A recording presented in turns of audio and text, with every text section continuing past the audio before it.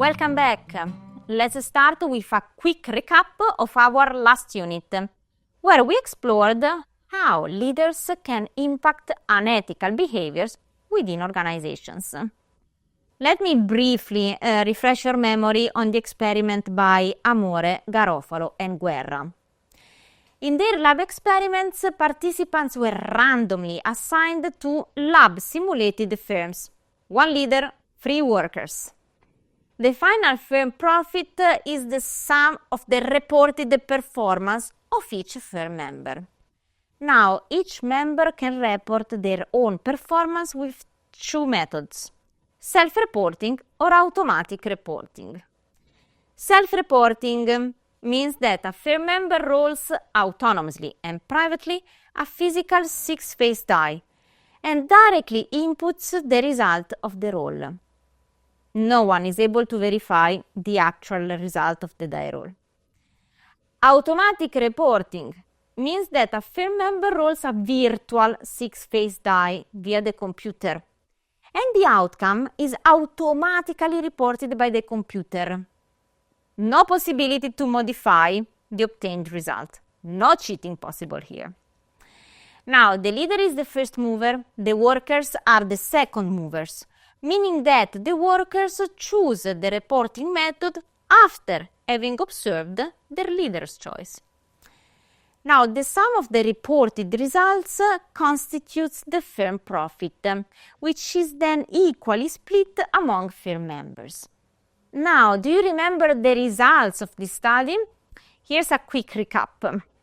A strong prevalence of untruthful reporting decisions via self-reporting, which was chosen by approximately 80% of subjects, and especially those assigned to the role of leaders.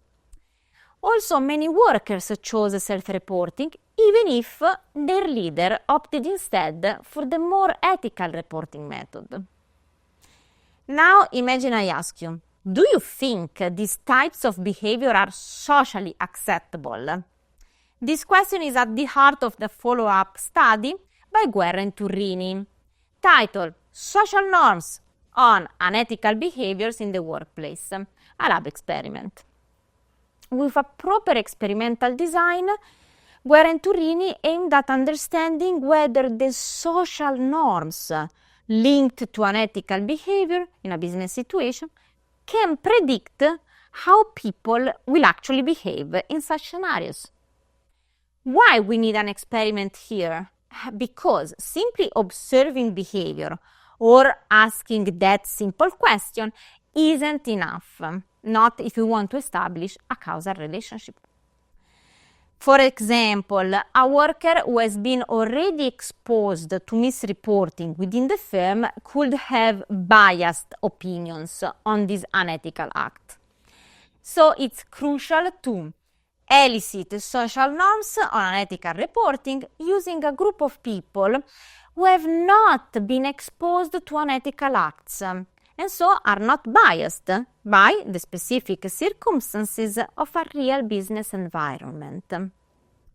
Experiments provide a way to controlling the environment and also the set of information the subjects have. So to identify the specific information or element in the setup that changes behavior, preferences, or in this case, social norms. Let's go back to Guerra and Turrini. Now, after having described Amore, Garofalo, and Guerra's experimental background, Guerra and Turrini asked participants, which are different from the previous experiment, to evaluate 11 different reporting choices made by leaders and workers under different scenarios. They used a method called the Krupka-Weber method, which incentivizes participants to think carefully about the social norms. Here's how it works. Subjects were instructed to indicate not what they personally think is the right thing to do, but rather what they expect the majority of people believe to be socially appropriate or inappropriate. How to do that? They were informed that they would receive a monetary reward if they rated the actions in the same way as most other participants in the task. So, what are the results? We find out interesting contrasts. First, participants generally rated dishonest actions, like inflating the die rolling results, as socially inappropriate.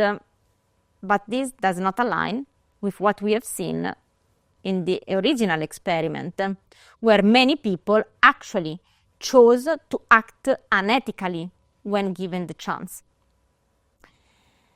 And second, one unique aspect of Guerra and Turini's study was examining whether the leader's gender affected the social norms. Why they did that? Because there's a common stereotype that female leaders are expected to behave more ethically than male leaders. But in this experiment instead, Guerra and Turini found that social norms did not change based on the leader's gender. So, what we can conclude here? On the one hand, there's a clear social norm against unethical behavior. But on the other hand, when we step into real or simulated workplaces, unethical behavior remains common and widespread. So there's a clear disconnection between social norms and actual behavior. How can we bridge this gap? This is a tough question, okay? So there's not a one-size-fits-all answer. But some ideas include promoting stronger incentives for honest behavior, or also implementing policies that make ethical choices easier to make. But research could also explore whether clearer but also more frequent reminders of social norms can influence behavior. So today's takeaway message: even though there are social standards that we all recognize, what people actually do in practice might really surprise us. So the question here is still open. How can we bridge the gap between what's expected and what's actually done, and move closer to building a more ethical society?